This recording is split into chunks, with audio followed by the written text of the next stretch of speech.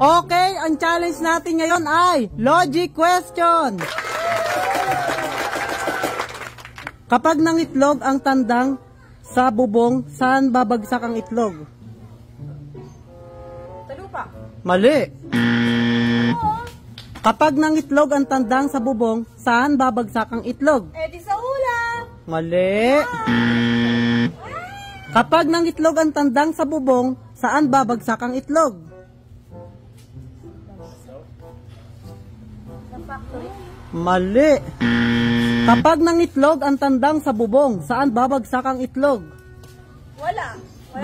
Hindi naman nangiitlog yun eh. Tama!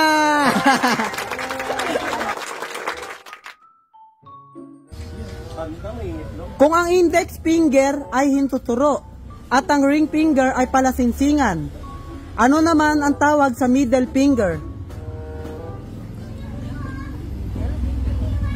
Finger. Ha? Finger. Mali.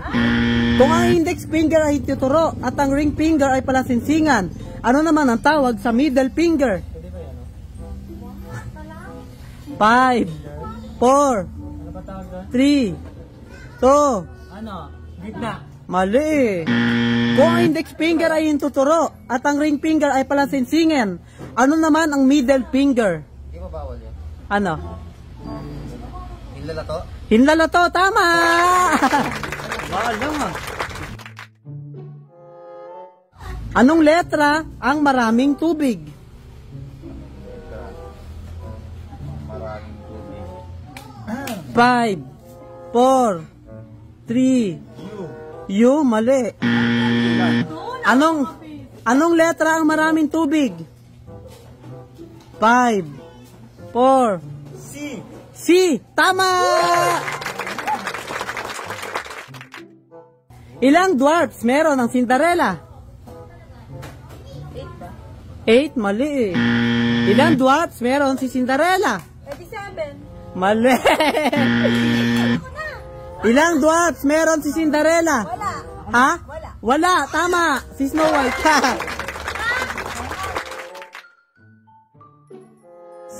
Kung taga Maynila ka at pupunta ka ng Tagaytay, ilang liko papunta sa Tagaytay? Wala. Wala, mali. Mali. Kung taga Maynila ka at pupunta kang Tagaytay, ilang liko papuntang Tagaytay? Dalawa, syempre.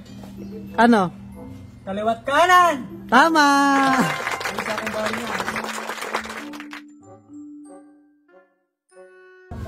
Bago matuklasan ang Mount Everest na ang pinakamataas sa bundok sa buong mundo, anong pinakamataas na bundok sa buong mundo?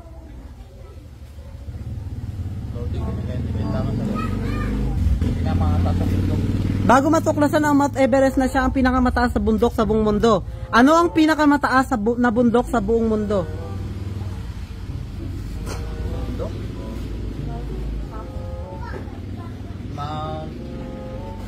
Wala.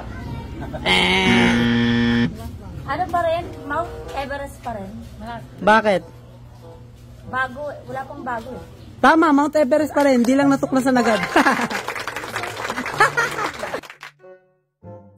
Inutusan ka ng nanay mo bumili sa palengke, binigyan kanya ng bayong. Sabi niya, huwag ka daw uuwi hanggat hindi puno yung bayong. Kundi magalit siya sa'yo. Dito na. Umuwi ka pa rin nang walang laman yung bayong, pero dinagalit nanay mo. Ba't dinagalit nanay mo? Hindi nagalit. Kasi umuwi ako. Mali. Inutusan ka ng nanay mo bumili sa palengke, binigyan kanya ng bayong. Sabi niya, huwag kang uuwi hanggat hindi puno yung bayong. Kundi magalit siya sa'yo. Umuwi ka pa rin nang walang laman yung bayong. Pero hindi nagalit yung nanay mo. Bakit di nagalit ang nanay mo? Kasi naubos na yung tubig. Mali. Ba yung puro daw dapat ay naubos na eh. Mali.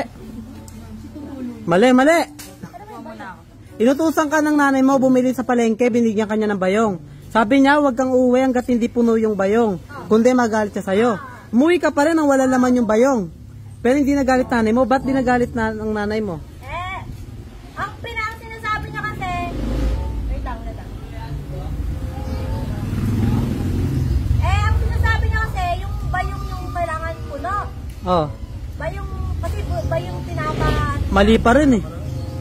Mali pa rin. Alam. Pakinggan nyo kasi. Inutusan ka na nanay mo bumili sa palengke, binigyan ka niya ng bayong. Sabi niya, wag ka daw uwi hanggat hindi puno yung bayong. Kundi magalit siya sa'yo pag walang laman yung bayong. Umuwi ka pa rin ang walang laman yung bayong. Pero hindi nagalit nanay mo. Ba't di nagalit nanay mo? Kasi wala naman siya ng pera. Mali pa rin eh. Hindi masasagot to. Inutusan ka ng nanay mo bumili sa palengke. Binigyan ka niya ng bayong. Sabi niya, wag kang uuwi hanggat hindi puno yung bayong. Kundi magagalit siya sa'yo. Umuwi ka pa rin ang walang laman yung bayong. Pero hindi nagalit nanay mo. Ba't di nagalit ang nanay mo? Pass! Ulitin ko pa ba tanong? Kasi umaga ka na umuwi. Ano? Kasi may puno dun sa bayong. Hindi, Tulog mali. ka siya. Mali. Sino pa?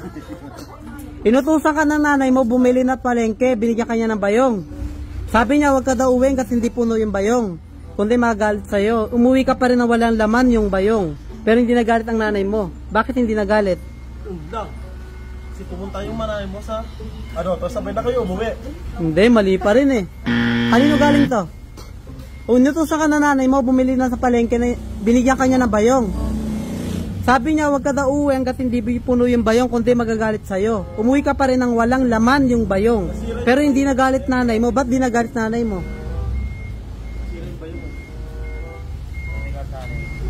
Hindi niya naman anak yun. Mali pa rin. Inutusan ka ng nanay mo bumili sa palengke, may binigyan ka niya ng bayong. Magagalit daw siya pag umuwi ka ng walang laman yung bayong. Pero hindi nagalit sa yung nanay mo. Bakit hindi nagalit sa yung nanay mo? Kasi, wala namang pinabili. Mali pa rin, mali. Ano? Inutusan ka ng nanay mo bumili sa palengke. Binigyan ka niya ng bayong, sabi niya wag kang uuwi hanggat di puno yung bayong kundi magalit siya sa'yo. Umuwi ka pa rin ng walang laman yung bayong. Pero hindi nagalit nanay mo, ba't di nagalit?